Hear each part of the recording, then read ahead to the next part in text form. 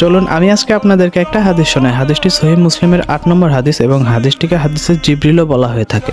ওমর ইবনুল খাত্তাব রাদিয়াল্লাহু আনহু হতে বর্ণিত, তিনি বলেন, একদা আমরা রাসূলুল্লাহ সাল্লাল্লাহু আলাইহি সাল্লামের পাশে বসেছিলাম। তখন সাদা পোশাক পরিহিত এবং কালো চুল বিশিষ্ট একজন ব্যক্তি আসলো। আসলে তিনি ছিলেন জিবরাইল আলাইহিস সালাম।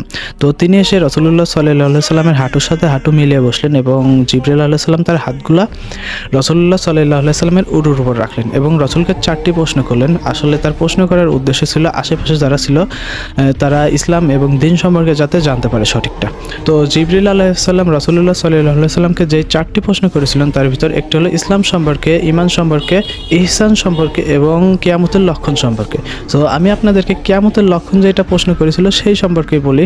জিবরিল আলাইহিস সালাম যখন রাসূলুল্লাহ সাল্লাল্লাহু আলাইহি সাল্লামকে প্রশ্ন করেছিলেন তখন রাসূলুল্লাহ সাল্লাল্লাহু আলাইহি সাল্লাম বলেছিলেন, আমি প্রশ্নকারীর চাইতে অধিজ্ঞত নয়। এবং রাসূলুল্লাহ সাল্লাল্লাহু আলাইহি সাল্লাম বললেন, বাদী তার মনিবকে প্রসব করবে, অর্থাৎ সন্তানেরা মা বাবার সাথে দাসীর ন্যায় আচরণ করবে এবং তাদের সাথে খারাপ ব্যবহার করবে। এছাড়া তুমি দেখবে নগ্নপদ নগ্নদেহ হতদরিদ্র মেষচারকেরা সুউচ্চ প্রাসাদ নির্মাণ করবে এবং একে অপরের মাঝে অহংকার প্রদর্শন করবে। এছাড়াও রাসূলুল্লাহ সাল্লাল্লাহু আলাইহি সাল্লাম আরও হাদিসে বলেছেন যে যখন তুমি দেখবে নগ্নপদ নগ্নদেহ হতদরিদ্র মেষচালকেরা যখন সুউচ্চ প্রাসাদ নির্মাণ করবে এবং পরস্পরে অহংকার প্রদর্শন করবে। সো আমি আপনাদেরকে হাদিসটির ব্যাখ্যা বলি। এর অর্থ হলো সমাজের নিম্ন স্তরের লোকেরা নেতৃত্বে আসীন হবে, তারাই অনেক ধন সম্পত্তির অধিকারী হবে এবং অহংকার প্রদর্শন করবে।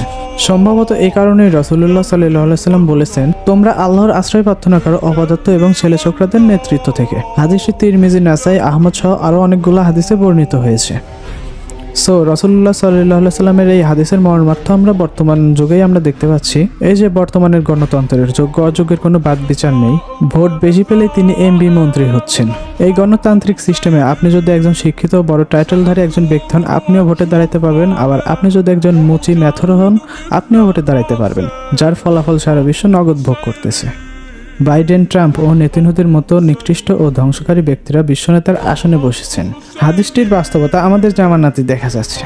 তাই নিজের ইমানের স্বার্থে, নিজের শরিয়ার স্বার্থে গণতন্ত্রকে না বলুন।